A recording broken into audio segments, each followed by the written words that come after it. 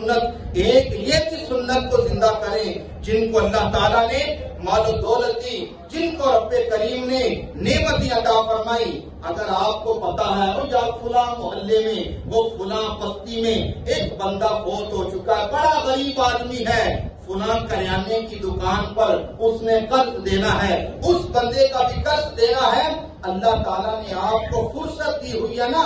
رب کریم نے آپ کو توفیق دی ہے، کسی کو بتانے کی ضرورت نہیں، کسی سے واہ واہ کروانے کی ضرورت نہیں، کسی محفل میں بیٹھ کر یہ کہنے کی ضرورت نہیں میں نے یہ کام کیا، میں نے وہ کام کیا۔ واللہ اگر آپ کو رب کریم نے دنیا کا نیک مال عطا فرمایا ہے اور آپ چاہتے ہیں کہ میں بلڈ پریشر، شوگر، طرح طرح کی بیماریوں سے مجھے سکون مل جائے، وہ مقروض جو قرض ادا نہیں کر سکتا، وہ مقروض جو فوت ہو گیا، اس کے بیوی بچے اولاد اس قابل نہیں کہ اپنے باپ کا قرض اتار سکیں، آپ خاموشی کے ساتھ اس مقروض کا قرضہ اتار دیں، رب کریم تمہیں رحمتوں کے سمندر میں غوطہ فرمائے۔